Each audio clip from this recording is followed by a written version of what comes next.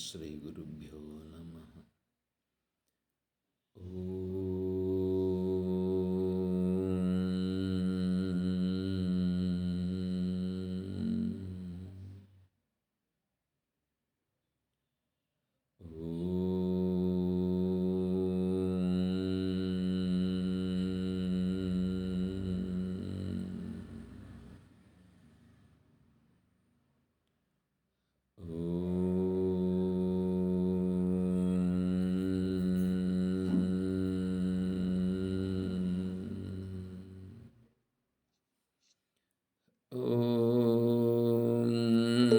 నమో బ్రహ్మాదిభ్యో బ్రహ్మ విద్యా సంప్రదాయకర్తృభ్యో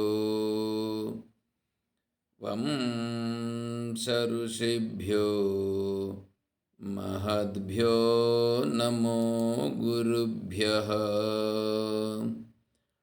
ఓం శంకారూపేణ మచ్చిత్తం పంకీకృతమభూద్యయా కిం కరేయస్య సా మాయా శంకరాచార్యమాశ్రయేత్.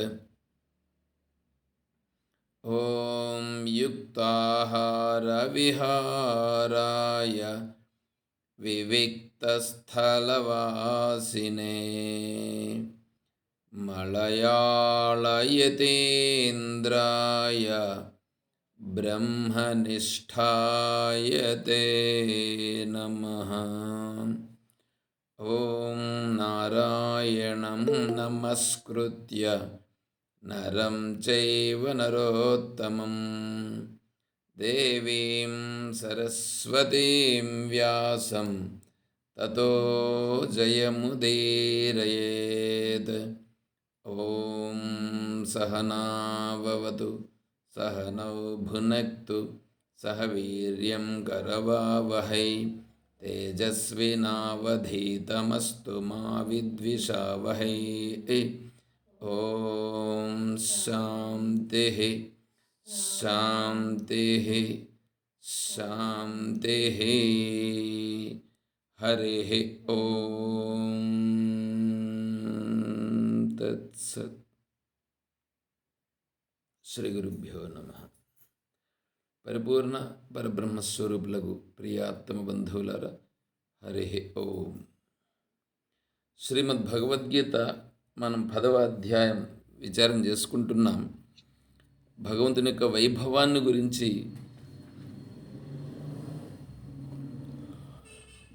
చూస్తూ దాంట్లో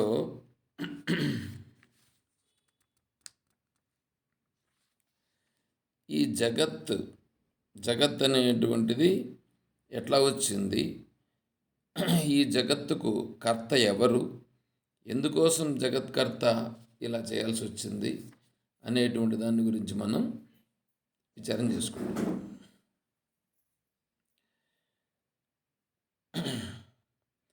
ఈ జగత్తుకి మామూలుగా ఏంటంటే దేనికైనా ఒక కార్యం జరిగింది అంటే ఆ కార్యం జరిగినప్పుడు కార్యము జరిగినటువంటిది ఒకటి ఉంటుంది, కార్యము చేసిన వాడు ఒకడు ఉంటాడు మామూలుగా. కాబట్టి కార్యము చేసేవాడు వేరే, కార్యము జరిగింది వేరే, రెండు ఒకటి కాదు. ఇప్పుడు దానికి అదే కుండ తయారు చేయుట తీసుకున్నప్పుడు ఆ కుండ తయారు చేసే సందర్భంలో కుండ తయారు చేయాలంటే కేవలం మట్టి ఒకటే ఉంటే సరిపోదు, మట్టి ఒకటి ఉంటే సరిపోదు. మట్టిని ఏం చేయాలా అంటే బంకమట్టిని తీసుకుంటాడు కుమ్మరివాడు. ఆ బంకమట్టిని ఎండబెట్టి దానికి నీళ్లు చల్లి బాగా తొక్కి బాగా మెత్తగా అయిన తర్వాత దాన్ని తీసి చక్రం మీద పెట్టి చక్రాన్ని తిప్పి కట్టితో తిప్పుతాడు. తరువాత దాన్ని మళ్ళీ ఆ కుండలాగా తయారు చేస్తాడు. తయారు చేసి ఎండబెట్టి దాన్ని కాలుస్తాడు. ఇప్పుడు ఈ ఈ మట్టి కుండను మట్టిని కుండలాగా తయారు చేశాడు. మట్టిని కుండలాగా తయారు చేసిన కుమ్మరివాడు మట్టి కుండలాగా తయారయ్యేదానికి సహకరించినటువంటి చక్రము, ఆ చక్రాన్ని తిప్పినటువంటి కట్టి, ఇవన్నీ మట్టితో ఉండేటువంటి కుండ యందు లేవు. అంటే ఇప్పుడు కుండ తయారయ్యేదానికి చక్రము, ఆ కర్ర, ఈ కుమ్మరివాడు, ఈ ముగ్గురు కారణం. మట్టిగానే ఉంది, కుండ ఆకారాన్ని పొందింది. ఇప్పుడు తయారు చేసినటువంటి కుమ్మరివాడు వేరే, తయారైనటువంటి కుండ వేరేగా ఉంది. అందుకని ఇప్పుడు ఈ కుండను తయారు చేసిన దాంట్లో కుండను తయారు చేసినటువంటి ఆ మట్టి ఉపాదాన కారణం అంటారు. మట్టి ఉపాదానం అని అంటే ఆ కుండలాగా తయారయ్యేదానికి కుండలాగా మార్పు చెందింది, కానీ మట్టి కుండను విడిచిపెట్టి ఉండదు, లేదా కుండ మట్టిని విడిచిపెట్టి ఉండదు. కుండ మట్టి కంటే వ్యతిరేకంగా ఉండదు. కాబట్టి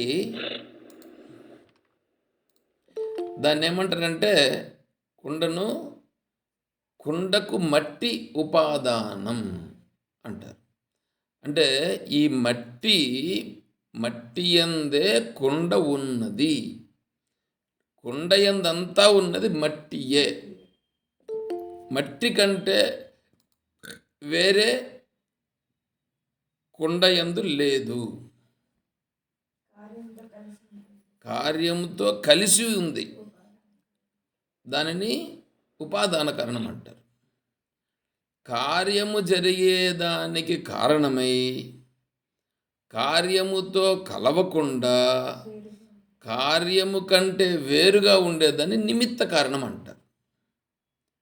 నిమిత్త కారణం అంటే ఇప్పుడు కుండ తయారయ్యేదానికి చక్రం కారణం, కుమ్మరివాడు కారణం, కట్టి కారణం. ఈ కుమ్మరివాడు కానీ, ఈ కట్టి కానీ, ఈ చక్రం కానీ కుండలో లేవు. కాబట్టి ఈ కుమ్మరివాడు, ఈ చక్రము, ఈ కర్ర, ఈ మూడు నిమిత్త కారణాలు అవుతాయి. నిమిత్త కారణాలు అంటే దీంతో కుండలో లేవు, కలిసి లేవు. కుండలో కలిసి లేవు, కానీ కుండ తయారయ్యేదానికి కారణమైనవి. కుండ తయారయ్యేదానికి ఇక్కడ వీటి చేత తయారు చేయబడినవి. కాబట్టి దీన్ని ఏమంటారంటే ఇది నిమిత్త కారణం. నిమిత్త కారణం అనేటువంటిది ఈ ఉపాదాన కారణానికి, నిమిత్త కారణానికి తేడా ఉంటుంది. సహజంగా ఇప్పుడు మీరు దేనిని తీసుకున్నా ఇట్లాగే ఉంటుంది. ఉపాదాన కారణం వేరుగా ఉంటుంది, నిమిత్త కారణం వేరుగా ఉంటుంది. మరి ఈ జగత్తు దగ్గరకు వచ్చేటప్పటికి ఈ జగత్తుకు ఇప్పుడు నిమిత్త కారణం వేరుగా, ఉపాదాన కారణం వేరుగా ఉండాలి. కానీ అట్లా కాకుండా రెండు ఒకటే అంటే ఎట్లా కుదురుతుంది? రెండు ఒకటే అనేదానికి కుదిరేదానికి అవకాశం లేదు అని ఇక్కడ దానికి సంబంధించి జగత్తుకు కారణము భగవంతుడు, బ్రహ్మమే అని అంటే, అయ్యా బ్రహ్మం ఎట్లా కారణమవుతుంది? బ్రహ్మము కారణమయ్యేదానికి లేదు. అంటే దీనికంటే ముందు ఇంకొక విషయం మనం అర్థం చేసుకోవాల్సి ఉంటుంది. నిన్నేం చెప్పుకున్నాం? దైవాత్మశక్తిగుం స్వగుణై నిగూఢాం. అది మూడింటిని గుర్తుపెట్టుకోమన్నాను. దైవాత్మశక్తి స్వగుణై నిగూఢాం. అంటే ఈ దైవాత్మశక్తి అనేటువంటిది ఒకటి ఉందే, ఆ దైవాత్మశక్తి అనేటువంటిది ఎట్లుంది అని అంటే స్వగుణై, గుణములతో కూడి ఉంది. అది నిగూఢం. అది ఎట్లా ఉందంటే నిగూఢమైనటువంటిది, దాన్ని వర్ణించడానికి వీలు కానటువంటిది. దానినే ఇక్కడ ఏమంటున్నారంటే దైవాత్మ శక్తి. అంటే ఆత్మయందు ఆత్మ యొక్క సామర్థ్యం అనేటువంటిది ఒకటి ప్రకటింపబడుతుంది, దానిలో ఉంటుంది. అది సహజంగా ఇప్పుడు మనం ఉన్నామండి, కూర్చొని ఉన్నాం, మాట్లాడుతున్నాం. ఈ మాట్లాడుట అనేటువంటిది ఉందే, మాట్లాడుట అనేటువంటిది మన సామర్థ్యం. మాట్లాడుట అనేది నా సామర్థ్యం. అదేవిధంగా ప్రతి ఒక్కరిలోనూ వారి సామర్థ్యం ఉంది. అది వారి యొక్క శక్తి దాని లోపల ఉన్నది. అది లోపల ఉండేటువంటిది పైకి ప్రకటిస్తూ ఉంది. అయితే ఈ సామర్థ్యం అనేటువంటిది ఏదైతే ఉన్నదో, ఈ సామర్థ్యము దాని యొక్క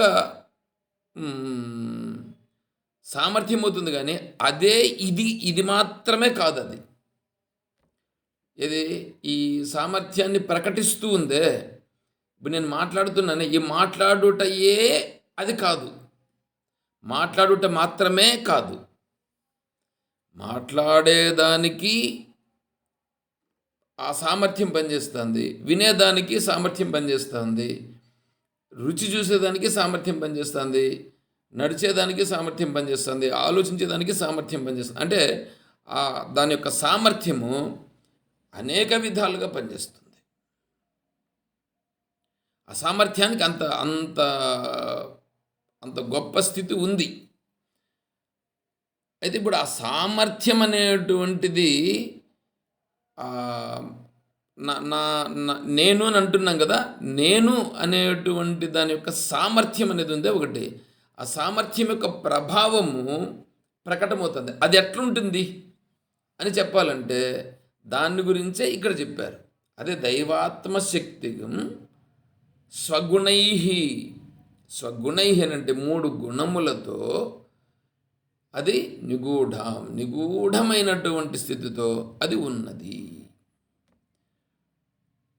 దాన్ని మనం బాగా కొద్దిగా చెప్పుకోవాలంటే, మనం సినిమా థియేటర్లోకి వెళ్ళామని అనుకోండి. సినిమా థియేటర్లోకి పోయి సినిమా చూసేదానికి కూర్చుంటాం. మనమేం కూర్చుంటాం, వాడు ప్రొజెక్టర్ ఆన్ చేస్తాడు. ప్రొజెక్టర్ ఆన్ చేస్తే ప్రొజెక్టర్లో నుంచి ఏమవుతుంది, ఒక ఒక ఒక ఫోకస్ లాగా వస్తుంది. ఒకటి లైటింగ్ అక్కడ ఫోకస్ లాగా వస్తుంది. అది ఎంత ఉంటుంది, ఒక పెన్సిల్ సైజుతో వస్తుంది. ఒక పెన్సిల్ సైజు లేదా ఒక ఇంచి రౌండ్ కలర్ కానీ ఎట్లా కలిగి దానికంటే ఇంత ఉంటుందా, అంతేముండదు. ప్రొజెక్టర్లో నుంచి ఇట్లా ఫోకస్గా కదా లైటింగ్ వస్తుంది. ఫోకస్గా వచ్చే లైట్ ఎంత ఉంటుంది, అది చిన్నగా ఫస్ట్లో అక్కడ స్టార్టింగ్ అయినప్పుడు చిన్నగా స్టార్ట్ అయ్యి మళ్ళీ ఏమవుతుంది, వచ్చి బాగా వెడల్పు అయ్యి స్క్రీన్ అంతా అవుతుంది. స్క్రీన్ అంతా అవుతుంది కదా. ఆ స్క్రీన్ అంత అవుతుంది అంటే మొట్టమొదటి ఎంత ఉంది, చిన్న ఒక డాట్తో స్టార్ట్ అయింది. అది డాట్తో స్టార్ట్ అయ్యి ఒక పెన్సిల్ లాగా వచ్చి ఫోకస్గా వచ్చి రాను ఇట్లా బాగా స్క్రీన్ లాగా ఆ స్క్రీన్ అంతా వ్యాపిస్తుంది. అదేవిధంగానే ఇక్కడ కూడా ఆ డాట్ లాగా ఉన్నటువంటిది స్టార్ట్ అయ్యి అది స్క్రీన్ లాగా బాగా విస్తృతమైనట్లుగా ఇక్కడ ఈ సామర్థ్యం కూడా, అంటే ఆ వెనకాల ఉండేటువంటి దాని యొక్క సామర్థ్యం కూడా ఈ విధంగా ప్రకటింపబడుచున్నది. ఇది అర్థం చేసుకోవాల్సి ఉంటుంది బాగా. శాస్త్రం ఏం చేసిందంటే, శాస్త్రం దాన్ని ఆత్మస్వరూపం అనేటువంటిది ఏది ఉందో, ఆత్మస్వరూపానికి బ్రహ్మ అని మనం పేరు పెట్టిన, నువ్వు ఆత్మ అన్నా భగవంతుడన్నా ఏమన్నా అన్నా, అది ఏమి చెయ్యదు, చేపించదు. అది చేయదు, చేపించదు.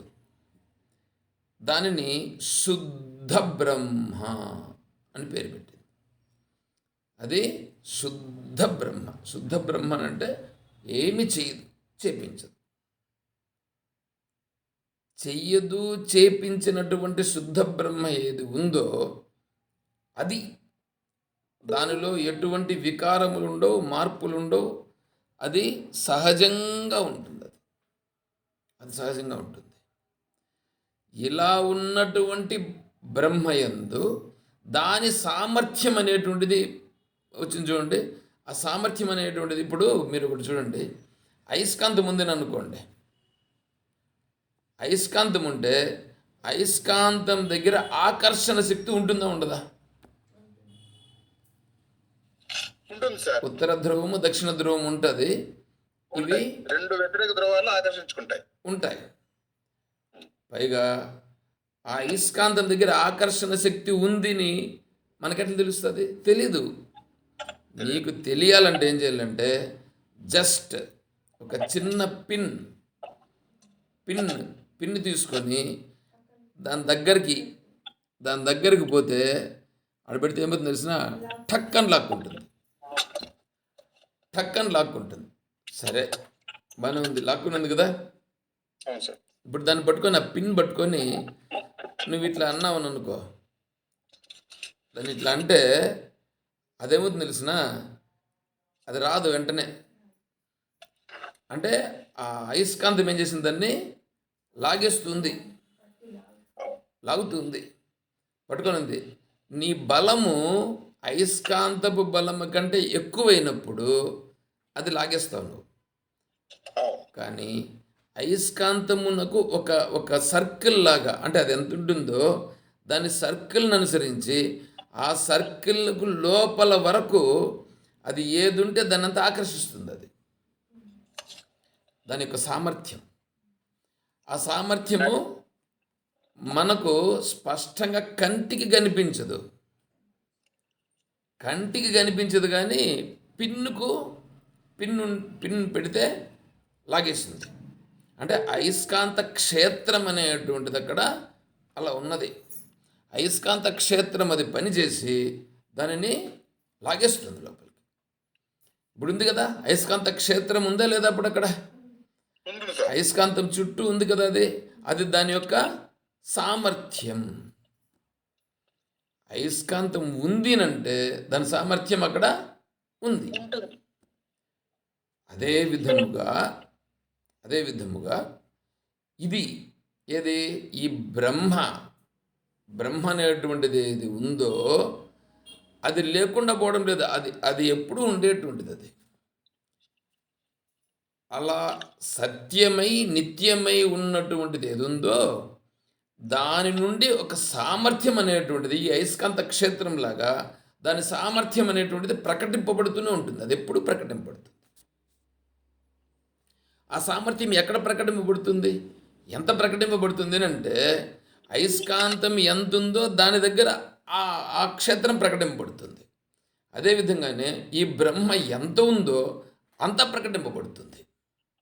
అది ఎంత అని చెప్పడానికి, అది ఎలా అని చెప్పడానికి అది మనకు కుదరని పని. అది సరే, ఇప్పుడు ప్రస్తుతానికి అది ఆ కొద్దిగా మాత్రం తీసుకుందాం. ఇక్కడ ఉదాహరణగా తీసుకున్నాం అయస్కాంతం యొక్క క్షేత్రము, అయస్కాంతం యొక్క ఆకర్షణ సామర్థ్యం అనేటువంటిది. ఇప్పుడు అదేవిధంగానే ఇక్కడ బ్రహ్మ యొక్క సామర్థ్యం, ఆ సామర్థ్యం అనేటువంటిది ఎట్లా ఉంటుందంటే సూక్ష్మంగా ఉండి, అది స్వగుణై అంటే గుణములతో కూడి ఉండి గూఢంగా ఉంటుంది. ఇప్పుడు ఆ గుణములనేటువంటి ఇప్పుడు ఏమైనాయంటే అక్కడి నుంచి స్టార్ట్ అవుతుంది. అవి గుణముల రూపంగా ప్రకటమైనది. ఇది మనకు ఎట్లా తెలుస్తుంది? ఇది శాస్త్రం ప్రమాణం చెప్తుంది. శాస్త్రం ప్రమాణం చెప్పింది కాబట్టి నువ్వు నమ్మడం అనేది కాదు. మళ్ళా ఏదైనా నీకు చాలా స్పష్టంగా నీకు అర్థం కావాలంటే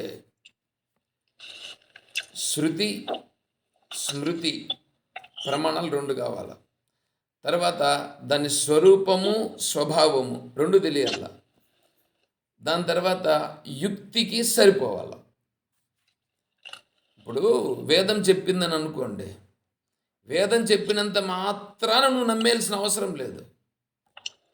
వేదం చెప్పింది కాబట్టి ఇది కరెక్ట్ అనేసేసి నువ్వు ఇట్లే అని ఫిక్సప్ అయిపోవద్దు.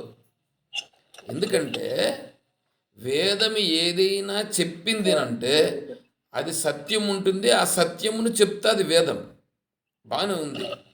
కానీ ఆ వేదం చెప్పింది కరెక్టేనా కాదా అనేది నువ్వు ఎప్పుడు చెప్పాలంటే దాన్ని, ఇప్పుడు స్వీట్ ఉందని అనుకోండి, స్వీట్ తిని బాగా టేస్ట్గా ఉంటే అప్పుడు నువ్వు ఎక్స్ప్రెస్ చేయొచ్చు. వాడు అడ్వర్టైజ్మెంట్ చేస్తాడు, మా ఏదో కొత్త షాప్ ఒకటి పెట్టి ఫస్ట్ డే ఫ్రీగా ఇవ్వడమో, లేకపోతే ఒక కేజీ కొంటే ఇంకొక కేజీ ఫ్రీ అని చెప్పాడు అనౌన్స్ చేయడం, ఏదో ఒకటి చేస్తాడు వాడు. అట్లా అనౌన్స్ చేసినప్పుడు ఒకరోజు 2 రోజులు అవేం బాగానే జరుగుతుంది. కానీ అదే మెయింటైన్ చేస్తూ 1 సంవత్సరం తర్వాత కూడా నువ్వు అదే మెయింటెనెన్స్ చేస్తూ ఉంటే అప్పుడు ఆటోమేటిక్గా పబ్లిక్గా చెప్తారు. ఏం చెప్తారు? మంచి స్వీట్ స్టాల్ అండి, ఏం ప్రాబ్లం ఏముండదు, అది మంచి ఇది అని చెప్తారు. ఇప్పుడు కాకినాడ కోటయ్య ఖాజాలని ఉన్నాయి. ఆ కోటయ్య ఖాజా అనేటువంటిది అదొక బ్రాండ్ అంతే. అది దానితో సమానంగా వేరే వాళ్ళు చేసిన ఆ కోటయ్య ఖాజానే దాన్ని చెప్తారు. ఆ విధంగా ఇప్పుడు ఏం చేయాలంటే వీడు చెప్పగలగాలి, వేరే వాడు చెప్పగలగాల. అందుకని వానంతటి వాడు చెప్పుకుంటే ఏమవుతుంది, అది డాంబికం అవుతుంది. అదేవిధంగానే వేదం ఏదైతే చెప్పిందో ఇది కరెక్ట్ అని నువ్వు చెప్పాలనంటే, ఇది కరెక్ట్ అని చెప్పాలంటే నువ్వు దాని యొక్క స్వరూపము తెలియాల, స్వభావం తెలియాల. స్వరూపము, స్వభావం అనేటువంటిది శృతి, స్మృతుల రూపంగా నీకు దాన్ని ఇది కరెక్ట్ అని అక్కడ చెప్పాల. ఆ శృతి, స్మృతి చెప్పినటువంటివి తెలిసిన మహానుభావులు చెప్పగా నువ్వు విని, వీళ్ళు ముగ్గురు చెప్పగా నీ అనుభవం కూడా దానికి సరిపోవాలి. నీ అనుభవం కూడా దానికి సరిపోవాలి. అప్పుడు మాత్రమే అది కరెక్ట్ అవుతుంది. అంతేగాని కేవలం గుడ్డిగా నమ్మిపోవడం అనేటువంటిది పోతే ఏమవుతుందంటే చాలా ఇబ్బందులు వస్తాయి. ఇప్పుడు ఉదాహరణకి మీకు ఒకటి చెప్తాను చూడండి. ఇప్పుడు రేపేమి వైకుంఠ ఏకాదశి. ఏమంటే వైకుంఠ ఏకాదశి అనేటువంటి దానికి ఈ ఉత్తర ద్వారం అనేటువంటిది ఎవడు మొదలు పెట్టినాడో ఏమో తెలియదు, కానీ ఏ గుళ్ళో చూసినా ఇప్పుడు ఉత్తర ద్వారాలంట. ఉత్తర ద్వారంలో పోయి ఆయన దర్శించుకునేస్తే వీడేమైపోతాడు, డైరెక్ట్గా వెళ్ళిపోతాడు. ఏటికే స్వర్గానికి. అది ఏంటో ఏం కథ కానీ వైకుంఠానికి వెళ్ళిపోతాడు. ఇంక వీడు ఏమన్నా చేసుకోవచ్చు. ఇదంతా లైసెన్స్ అన్నమాట. ఇది సంవత్సరం తయారు చేసుకోవచ్చు. ఇట్లా తయారైపోయినారు.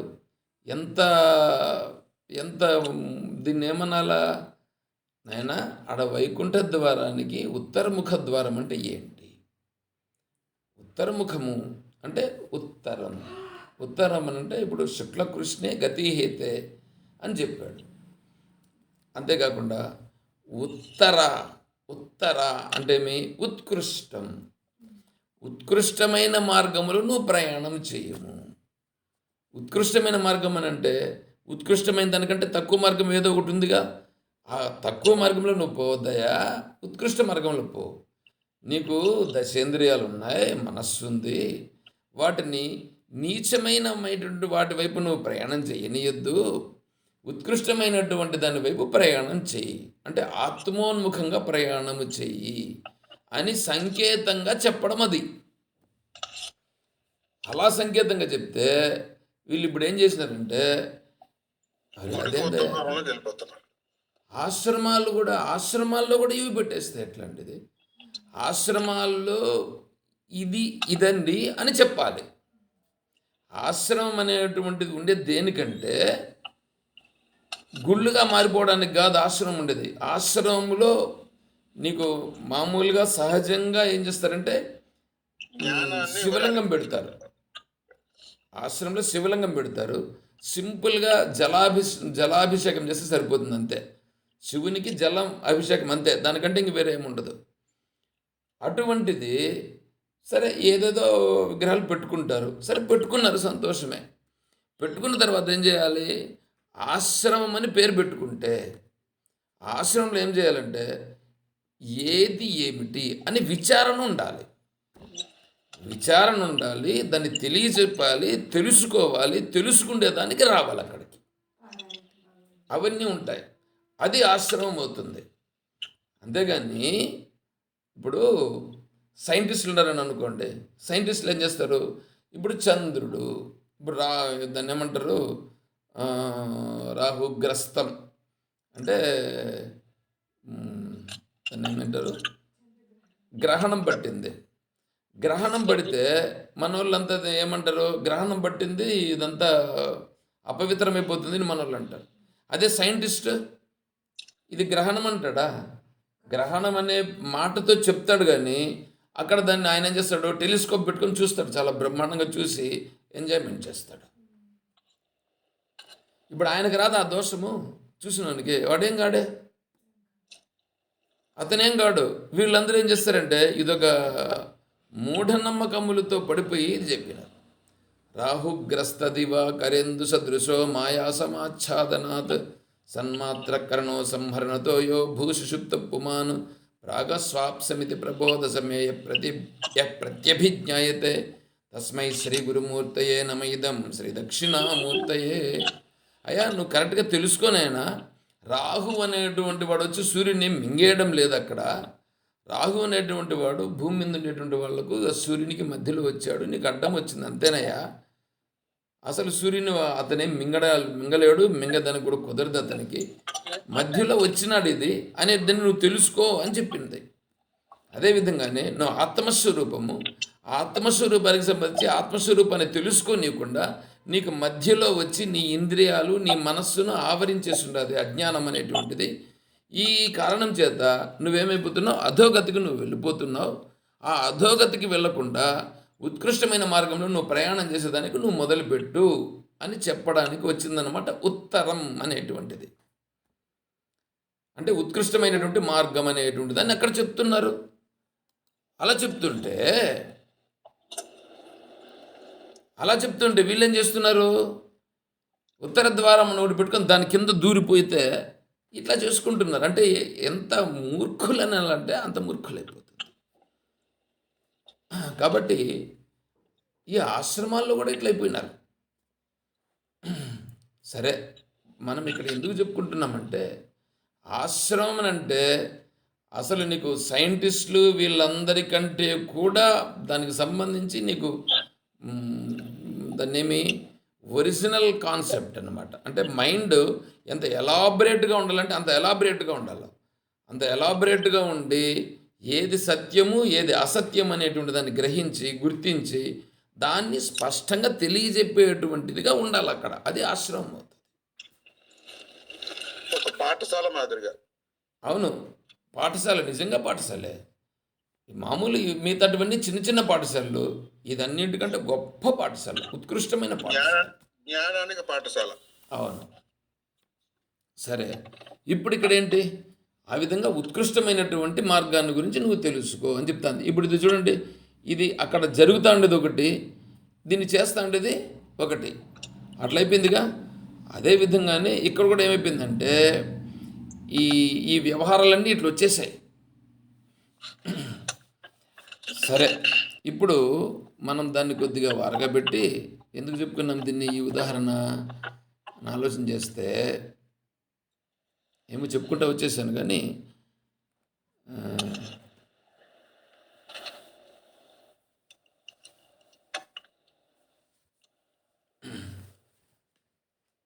వైకుంఠ ఏకాదశి గురించి వచ్చింది.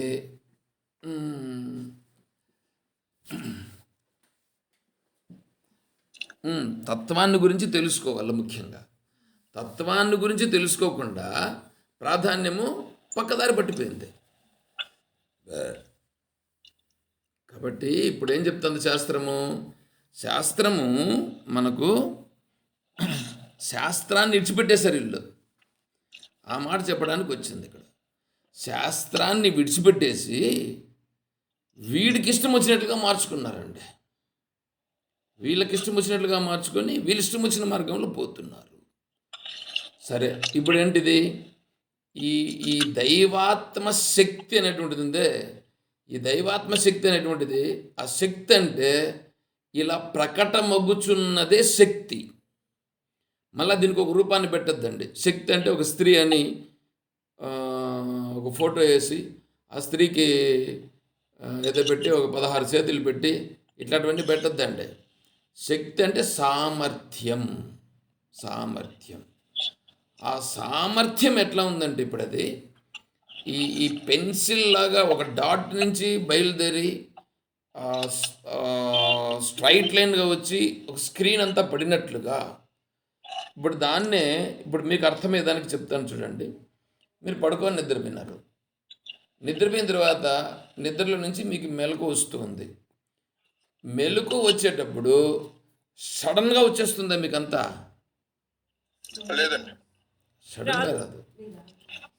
మీకు మొదట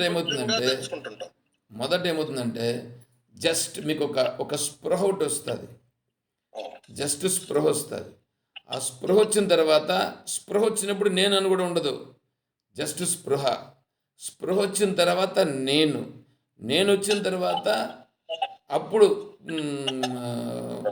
నీకు భావాలన్నీ ఒకటొకటి వస్తాయి. అంటే మనస్సు అనేటువంటిది బాగా వస్తుంది.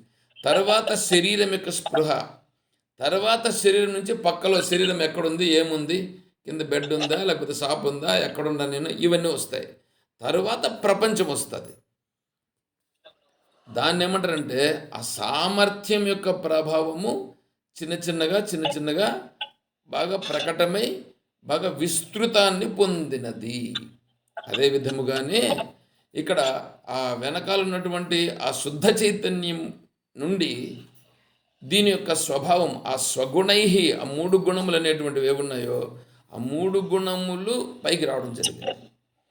ఆ 3 గుణములు వచ్చేమైందంటే ఆ 3 గుణములు కలిసి ఉన్నటువంటివి క్రమంగా విడిపోవడం జరిగింది. అది సత్వగుణం, రజోగుణం, తమోగుణం. ఈ సత్వగుణం, రజోగుణం, తమోగుణము మూడింటి లక్షణాలు ఏమిటి అని అంటే, సత్వగుణం అనేటువంటిదేమో జ్ఞానం, రజోగుణం ఏమిటో విక్షేపం, తమోగుణమేమో ఆవరణ. చూడండి, మూడింటి యొక్క సామర్థ్యాలు. మూడింటికి సామర్థ్యాలు ఉన్నాయి. మూడింటి సామర్థ్యం ఏమిటంటే, తమో గుణానికి ఆవరించే శక్తి ఉంటుంది. ఆవరించే శక్తి అని అంటే కప్పివేయుట, కప్పేస్తుంది. ఇప్పుడు ఈ గోడ ఉంది, ఈ గోడ ఏం చేసింది? ఆ పక్కుండే దాన్ని కనిపించనీయకుండా కప్పేసింది. ఇక్కడ మన ముఖం, మన చూపుని ముందుకు పోనీయకుండా అక్కడ వరకు పోయిన తర్వాత నిలిపేసింది. అది తమో గుణం. మళ్ళీ విక్షేప శక్తి అని అంటే, ఇప్పుడు నువ్వు కళ్ళు తెరిచి కళ్ళు మూసుకొని ఉన్నావు, కళ్ళు తెరియుట, మూయుట, తెరియుట, అట్లా చూచుట, ఇట్లా చూచుట, ఇవన్నీ ఉన్నాయి కదా. ఉదాహరణకు చెప్తున్నాను నేను ఇక్కడ. ఇదంతా దీన్ని విక్షేపం అని అంటారు. అంటే చూచుట, తిరుగుట, అట్లా ఇట్లా చేయుట, అది విక్షేపం. తర్వాత నువ్వు చూసినంత మాత్రం వెంటనే నువ్వు గుర్తిస్తున్నావుగా, తెలుసుకుంటున్నావు. ఆ తెలుసుకుంటున్నావే దాన్ని సత్వగుణం. సౌండ్ వస్తుంది.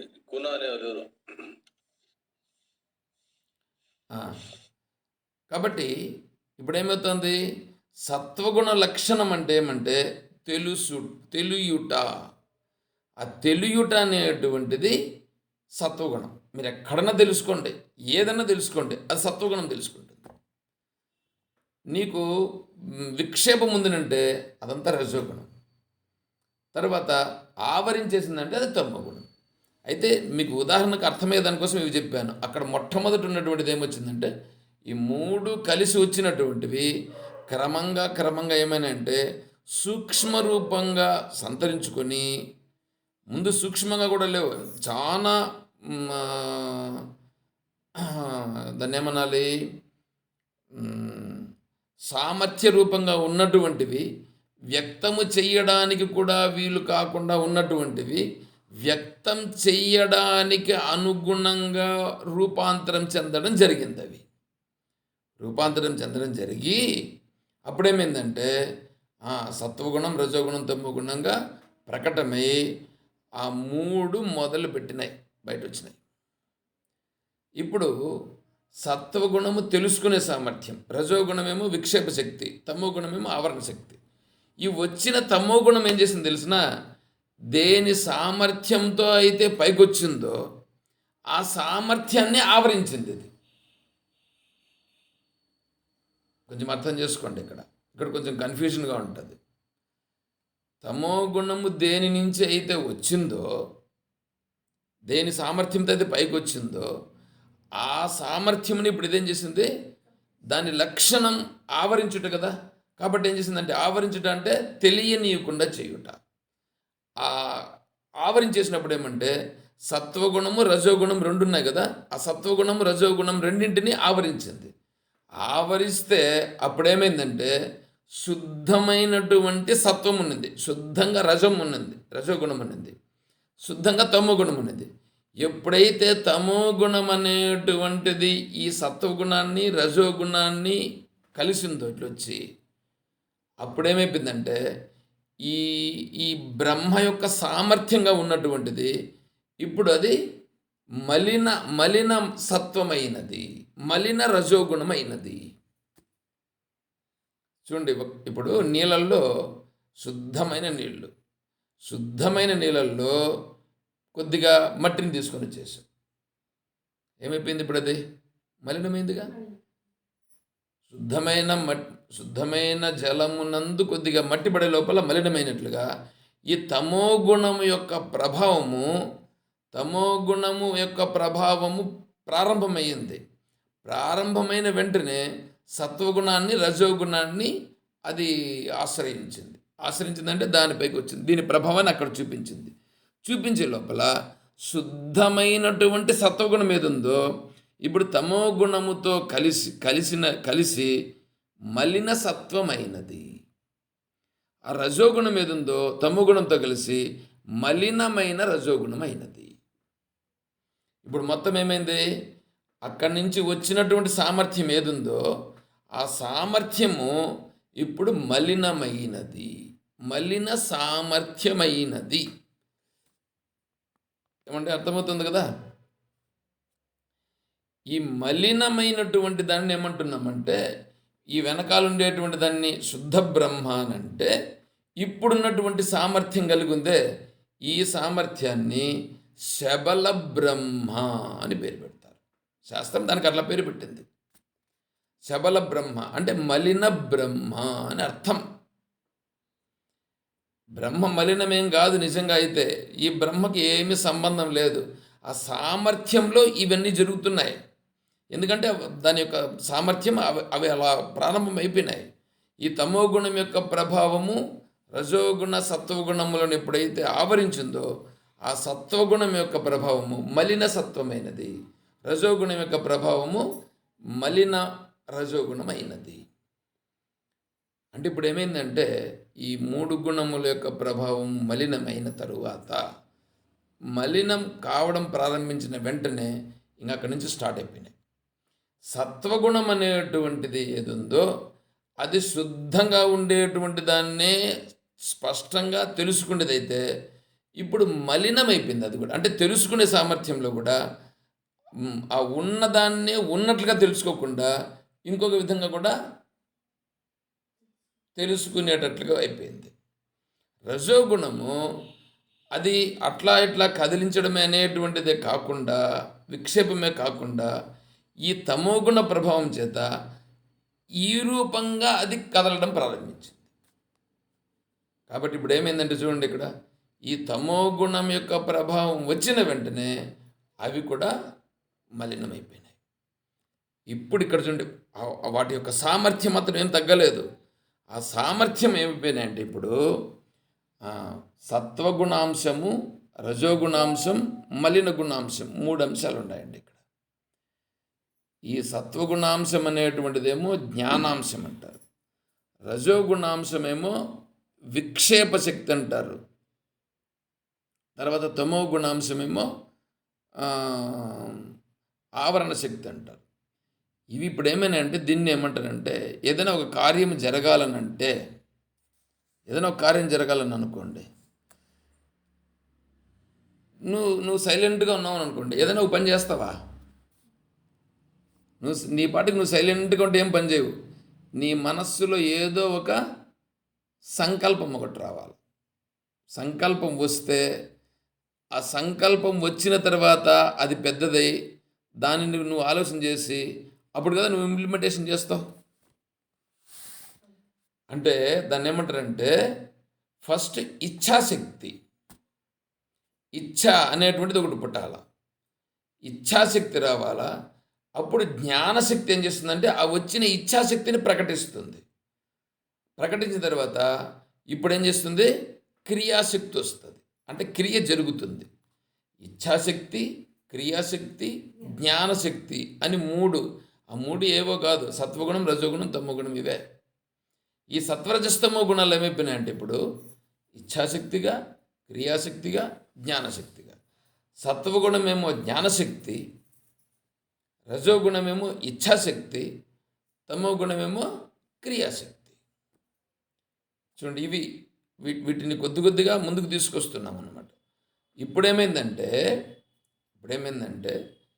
ఈ సత్వగుణము, రజోగుణం, తమోగుణం ఈ 3 ఉన్నాయి కదా. దీంట్లో సత్వగుణమైనటువంటి ఇది అలాగే ఉండగానే ఈ రజోగుణ, తమోగుణములు అనేటువంటి ఉన్నాయి చూడండి, వీటి నుంచి స్టార్ట్ అవుతుంది.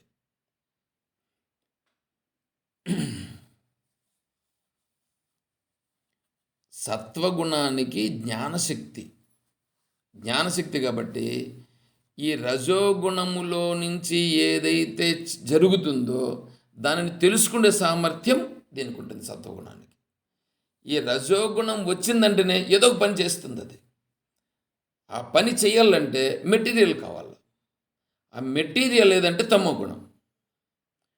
ఆ మెటీరియల్ అనే తమో గుణాన్ని తీసుకుని ఈ రజోగుణం అనేటువంటిది దాంట్లో చేంజింగ్స్ చేయడం ప్రారంభించాలనుకుంటే సత్వగుణం అనేటువంటిది దాన్ని చూస్తూ వ్యవహారాలు చేయడం ప్రారంభించింది. కుండ తయారు చేయాలనంటే కుమ్మరుడు వస్తాడా? కుమ్మరుడు వచ్చి మట్టిని తీసుకుంటాడా? మట్టిని తీసుకొని దాన్ని బాగా తొక్కి ఏమో చేసి చక్కెర మీద పెట్టి చేస్తాడా? ఇప్పుడు మీరు ఇక్కడ రండి. ఈ తమోగుణాంశమైనటువంటి దీన్ని తీసుకొని ఈ రజోగుణాంశం అనేటువంటిది ఇప్పుడు ఏం చేసిందంటే ఈ తమోగుణము, రజోగుణం అనేటువంటివి 2 ఇక్కడ ఈ తమోగుణమైనటువంటి మట్టిని ఈ రజోగుణమైనటువంటి దాంట్లో విక్షేపాన్ని కలిగించి, దేంట్లో ఆ మట్టిని విక్షేపాన్ని కలిగించి ఇప్పుడు దాన్ని కొండలాగా మార్చిందిగా. ఏది? ఈ కుమ్మరివాడు అంతా కూడా ఆ కుమ్మరివాడిని, సత్వగుణాన్ని కుమ్మరివాడిగా తీసుకోండి. ఇప్పుడు సత్వగుణము అనేటువంటి వాని యందు ఇప్పుడేమైనాయి? ఈ శబల బ్రహ్మ అని చెప్పుకున్నాం. శుద్ధంగా ఉండేటువంటి సత్వగుణానికి ఏ సంకల్పము లేదు, ఏదొస్తే దాన్ని ప్రకటించడమే ఉంటుంది.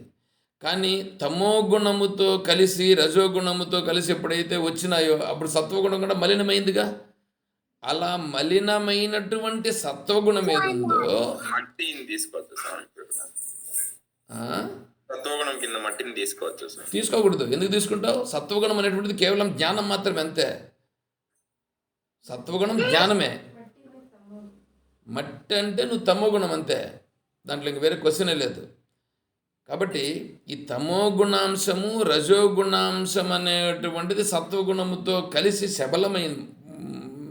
మిక్స్ అయింది. కాబట్టి ఆ మిక్స్ అయినటువంటి సత్వగుణమునందు రజోగుణముతో కూడినటువంటి ఆ ఆలోచనల యొక్క ప్రభావము చేత దీనికి ఇప్పుడు ఆ రజోగుణానికి బలం వచ్చి సామర్థ్యం వచ్చి ఇప్పుడు ఏదో ఒక కర్మ చెయ్యాలి అనేటువంటి ఇచ్చ కలిగింది. సత్వగుణానికి ఆ ఇచ్చ కలిగి ఇప్పుడు అందులో నుంచి స్టార్ట్ అయింది. ఈ ఇచ్ఛాశక్తి అనేటువంటిది ఈ జ్ఞానశక్తి రూపంగా ఉన్నటువంటి దానికి వచ్చింది. అంటే ఇప్పుడు కర్తృత్వం అనేటువంటిది ఇప్పుడు దీనిపైకి వచ్చింది. ఈ సత్వగుణాంశం నందు కర్తృత్వం వచ్చి దానిలో నుండి ఈ రజోగుణాంశము వలన కర్తృత్వ భావన వచ్చి రజోగుణముతో కలిసి తమోగుణంతో కలిసి ఉన్నటువంటి దానితో ఈ సృష్టిని చేయడం ప్రారంభించింది. ఏమంటే ఇక్కడ ఇక్కడ ఇక్కడ క్లియరా? సార్ ఓకే క్లియర్ అర్థమవుతుంది సార్. ఓకే, అంటే ఈ సత్వగుణాంశం ఏమైందంటే కర్తృత్వం అనేటువంటి పార్ట్లోకి వచ్చేస్తుంది. రజోగుణముతో మిక్సప్ అయినటువంటి సత్వగుణము కర్తృత్వము కర్త అనే స్థాయిలోకి వచ్చేసింది. రజోగుణముతో కలిసినటువంటి తమోగుణం ఏదైందంటే మెటీరియల్ పార్ట్లోకి వచ్చేసింది. సో ఇప్పుడు ఏమైంది, ఈ మెటీరియల్ పార్ట్ ఈ కర్తృ పార్ట్ రెండు తనే అయ్యింది. ఇప్పుడు చూసారా, భగవంతుని యొక్క అంటే ఆత్మ సామర్థ్యం అనేటువంటిది ఏదుందో ఆ సామర్థ్యమే నిమిత్త కారణం అయ్యింది, ఉపాదాన కారణం కూడా తనే అయ్యింది. అంటే ఇక్కడ కుమ్మరివాడు ఈ మట్టిగా అయింది, తమో గుణముతో కూడిన రజోగుణము మట్టిగా అయింది అని అనుకోండి. ఎగ్జాంపుల్, సత్వగుణముతో కూడిన రజోగుణం ఏదుందో అది కర్తృత్వం అయ్యింది. అంటే ఏదన్నా ఒక పని చేయాలంటే వాడికి ఇచ్ఛ కలిగితేనే చేస్తాడు. ఇచ్ఛ కలిగిన తర్వాత ఆ ఇచ్ఛ కలిగి జ్ఞానం సపోర్ట్ రావాల. అంటే ఇచ్ఛ అనేటువంటిది కలిగి దాన్ని ఎలా చేయాలనేటువంటి ప్లానింగ్ వేసినప్పుడే నువ్వు దాన్ని జరుగుతుంది. అది అప్పుడే వాడు కర్త అవుతాడు.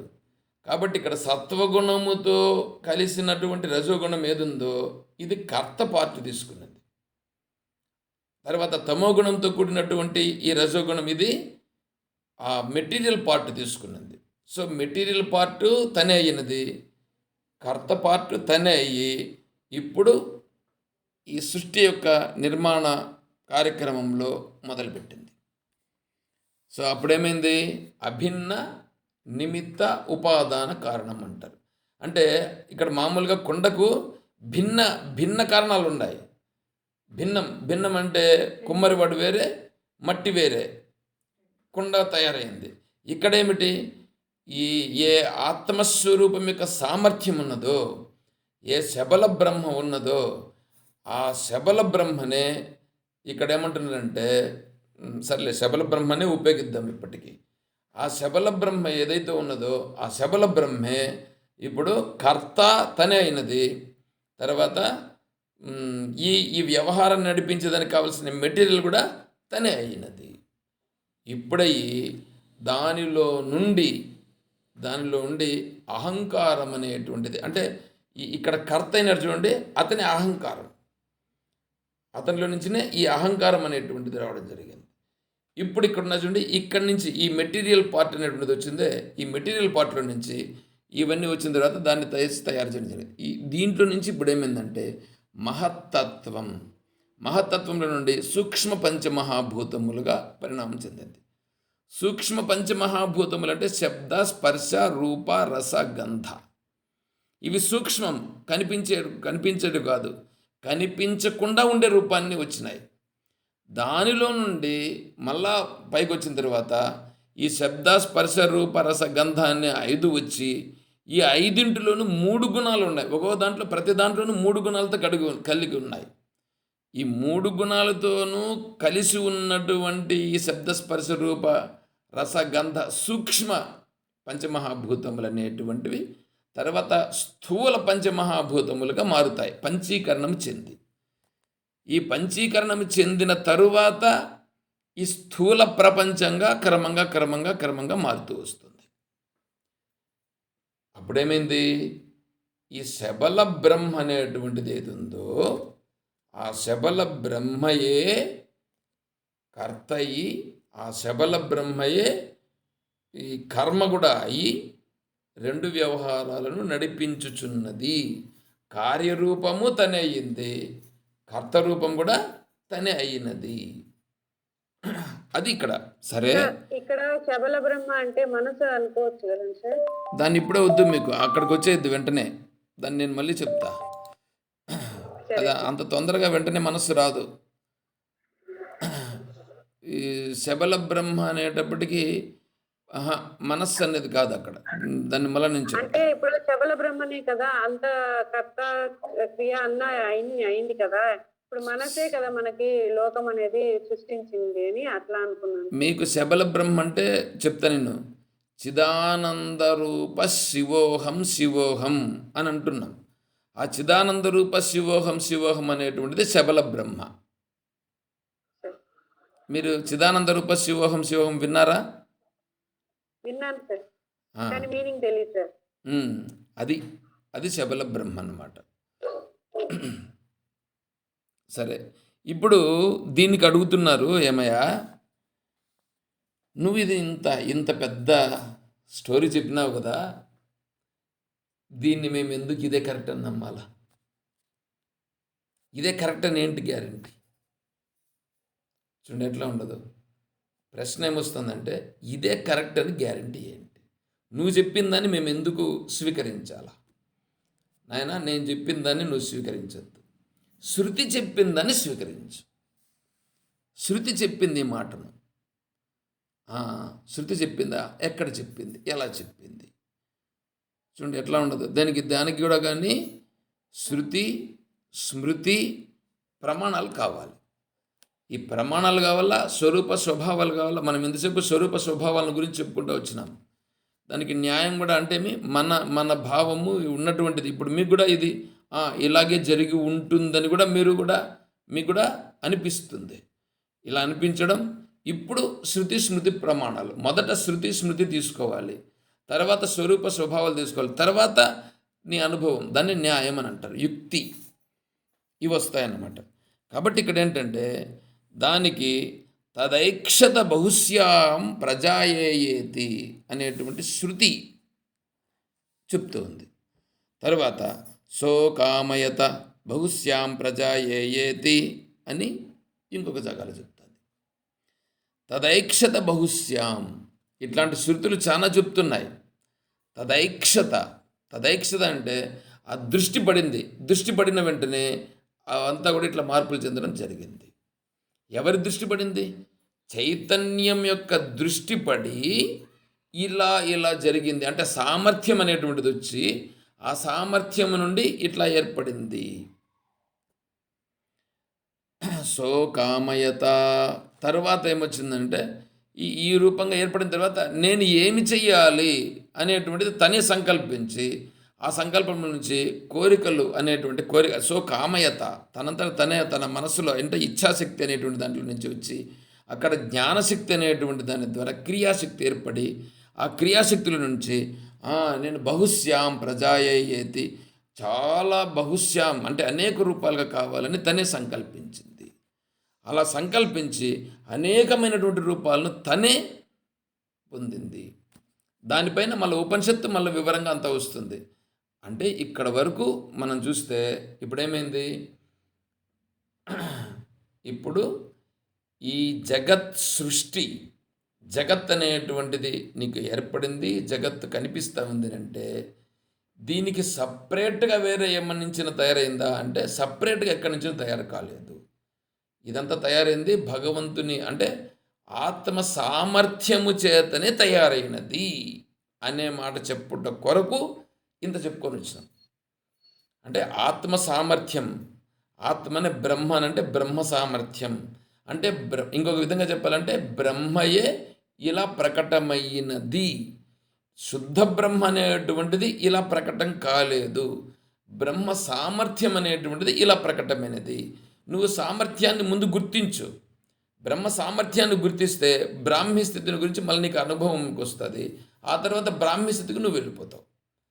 అలా వెళ్ళాలంటే నువ్వు ఇక్కడ దీనిని గుర్తించకుండా కేవలం ఏదో నేను యోగం చేసుకుంటాను, ధ్యానం చేసుకుంటాను, దాంట్లో ఉండేది మాత్రమే బ్రహ్మ అని, లేదంటే ఈ విగ్రహాలు పెట్టుకొని ఈ విగ్రహం మాత్రమే బ్రహ్మ అనుకొని, లేదంటే ఇంకెక్కడో వైకుంఠమో లేదా కైలాసమో లేదా ఇంకొకటి జాగాలను ఏదైనా ఒకటి పెట్టి ఆడు మాత్రమే దేవుడు ఉండాడు అని నువ్వు నిర్ణయానికి వస్తే నీకు నిజమైన తత్వము తెలియదు, నీకు తెలిసిన వాడు కాదు.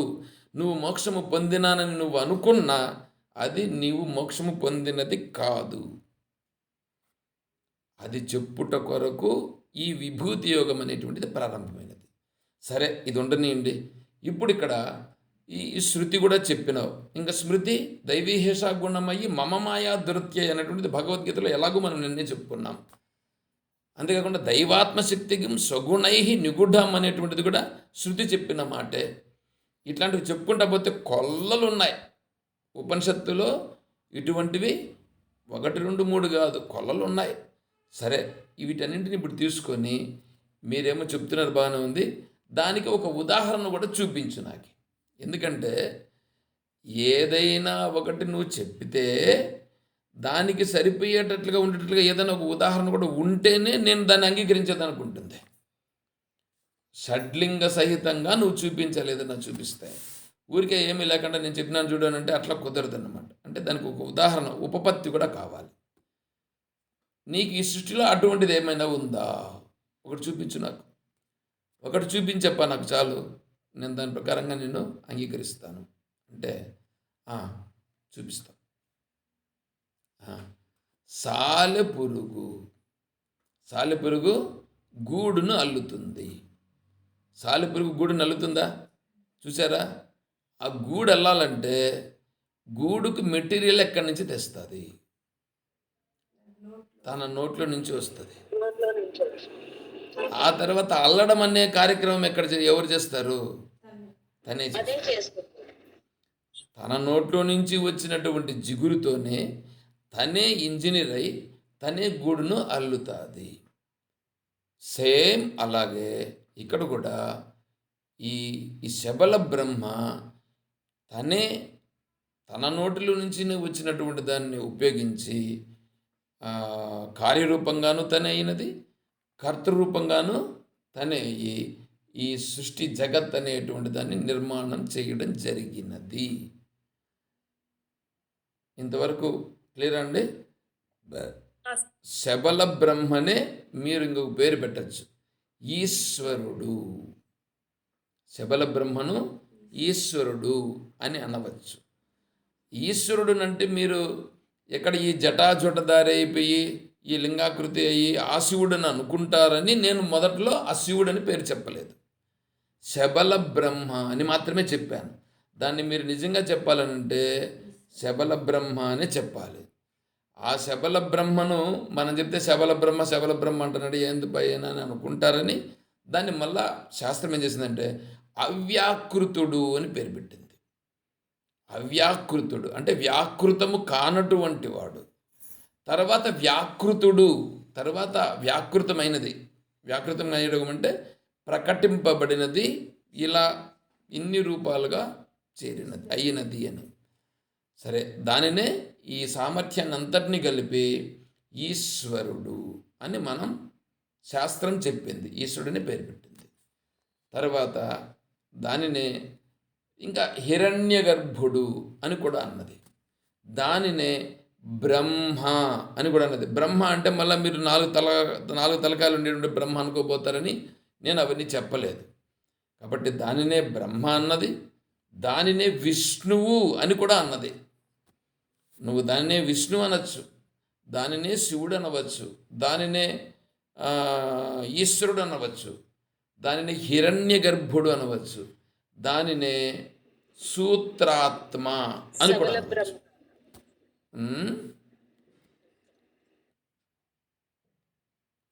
ఇలా ఇన్ని పేర్లతో పిలవచ్చు. దానినే మాయా అని కూడా అనవచ్చు. ఏమంటే అర్థమైంది ఇప్పుడు? ఏమైనా మాయ ఈశ్వరుడు, బ్రహ్మ, విష్ణువు, ఈశ్వరుడు, సూత్రాత్మ, ఇట్లా ఇన్ని పేర్లతో దానిని మనము పిలవవచ్చు. దాని నుంచి చెప్పండి చైతన్యం చక్రవర్తి. అనొచ్చు. ఆ? చైతన్యం అనొచ్చా? చైతన్యం అని కూడా అనొచ్చు. ఆత్మస్వరూపుడు అని అనొచ్చు. ఆత్మస్వరూపం కూడా అనొచ్చు. కానీ దాన్ని ఎప్పుడెప్పుడో నువ్వు ఆత్మస్వరూపం అని అంటే కేవలం నా శరీరంలో ఉండేది మాత్రమే ఆత్మస్వరూపం అనుకోబోతావని నేను దాన్ని అనలేదు. దాన్ని అనొచ్చు. సరేనా? కాబట్టి దాన్ని చైతన్యం అనొచ్చు, దాన్ని చిదానంద రూపం అని కూడా అన్నారు, దాన్నే శివం అని కూడా అన్నారు. ఇది సార్ ఆత్మస్వరూపం అంటే మళ్ళీ అక్కడ కర్తగా ఉన్నాడు కదా సార్, చేసినాడు కదా అంతా. ఆత్మస్వరూపం అనేది రాదు కదా, చైతన్యం కానీ ఆత్మస్వరూపం. ఆ కర్తృత్వం అని అంటే ఏంటంటే, ఇప్పుడు తేలుకు విషం ఉంటుంది. తేలుకు విషం ఉంటుందా? కొండెలో ఉంటుంది. ఆ కొండెలో ఉన్నటువంటి విషము తేలునేమైనా ఇబ్బంది పెడుతుందా? పెట్టదు. పాము నోట్లోనే ఉంటుంది విషం. ఆ విషం ఏమైనా పాముని ఇబ్బంది పెడుతుందా? పెట్టదు. అదే విధముగానే ఆత్మస్వరూపమునందుండేటువంటి అహంకారం ఏదైతే ఉన్నదో ఆ అహంకారం అనేటువంటిది ఈ జగత్ సృష్టి నియామకంగా జరిగినటువంటిది ఏదైతే ఉన్నదో ఆ కర్తృత్వం అనేటువంటిది ఆ ఈశ్వరుని బంధించదు. ఆ కర్తృత్వం బంధించదు. తేలుకుండేటువంటి కొండయందుండేటువంటి విషము దానిని బాధించనట్లుగా, బాధించగలిగే సామర్థ్యము లేనట్లుగా ఆ ఆత్మస్వరూపం నందుండేటువంటి ఆ కర్తృత్వము అది చేసినటువంటిది ఏదైతే ఉన్నదో అది దానిని బంధించదు. ఎందుకంటే అది దాని సహజ లక్షణమై ఉంది. అది సహజ లక్షణమైగా ఉంది కాబట్టి దానికి బంధించే సామర్థ్యం లేదు. అదే మన దగ్గరకు వచ్చేటప్పటికి ఇక్కడేమైందంటే ఈ జీవుల రూపంగా వచ్చినారు చూడండి. ఈ జీవుల రూపంగా వచ్చిన దాంట్లో ఈ సత్వగుణం, రజోగుణం, తమోగుణం అనేటువంటివి చాలా మిక్సప్ అయిపోయేసేసి చాలా బ్రహ్మాండంగా ఇంకా ఎంత మిక్స్ కావాలన్నా అంత మిక్స్ అయిపోయినాయి. మామూలుగా మిక్చర్ చేస్తారు చూడండి మన వాళ్ళు. మిక్చర్ చేసినప్పుడు అన్నీ కలిపేసినట్లుగా ఇక్కడ ఈ గుణముల యొక్క ప్రభావము బాగా పెరిగిపోయి ఇట్లా అని చెప్పడానికి వీలు కాకుండా ఇదంతా ఇట్లా మలినమైపోయిందన్నమాట అక్కడ.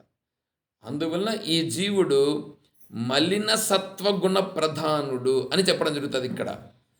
అక్కడికి పోయేటప్పటికి ఈశ్వరుని దగ్గరికి పోయేటప్పటికి ఆ ఈశ్వరుని యందు సత్వగుణ ప్రధానుడు అని చెప్పడం జరుగుతుంది. అంటే సత్వగుణం చాలా స్పష్టంగా బాగుంటుంది శుద్ధంగా అక్కడ. ఇక్కడ వచ్చేటప్పటికి సత్వగుణం అంత మలిన మిక్సప్ అయిపోయింది ఇక్కడ. అలా మిక్సప్ అయిపోయిన కారణం చేత వీళ్ళు జీవులైనారు, ఆయన ఈశ్వరుడైనాడు. అయితే ఆ ఈశ్వరునికి కూడా ఈ తమో గుణం అనేటువంటిది, రజోగుణం అనేటువంటిది ఏ స్థాయిలో ఉండాలనో ఎలా ఉండాలనో అలాగ ఉండేవి. అవి ఏ విధంగానూ ఇబ్బంది కలిగించవు. కానీ ఇక్కడ వచ్చేటప్పటికి మాత్రము అదే సత్వగుణం, అదే రజోగుణం, అదే తమోగుణం అనేటువంటివి ఇక్కడ మిక్సప్ అయిపోయి చాలా దుఃఖాలను అనుభవించే స్థితిలో ఇవి ఉన్నవి.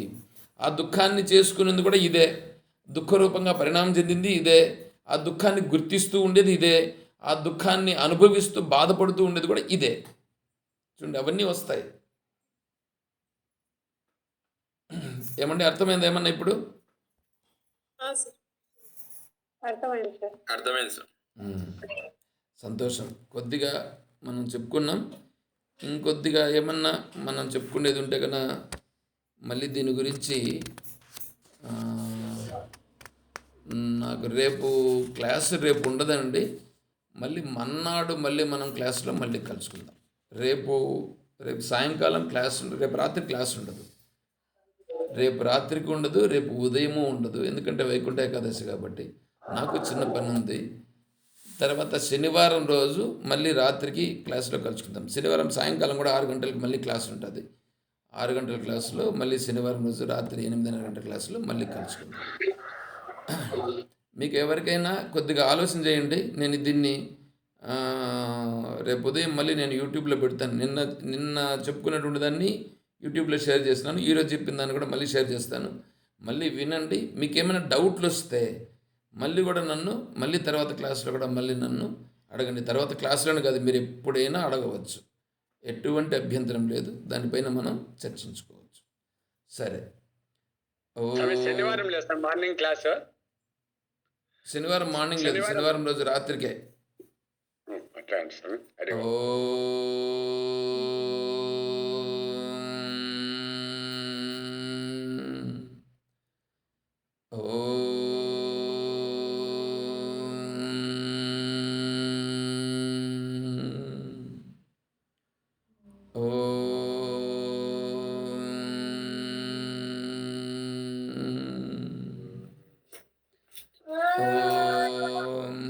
అసతో మా సద్గమయ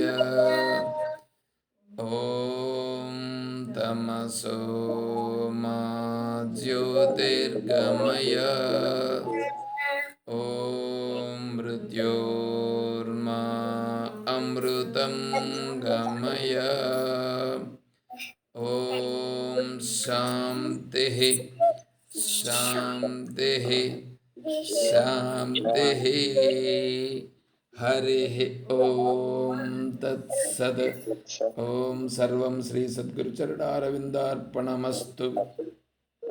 ఓం జై బోలో శ్రీకృష్ణ పరమాత్మకి, జై బోలో గీతా మాతాకి,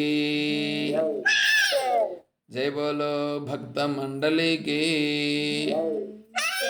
హర నమః పార్వతీ పతయే.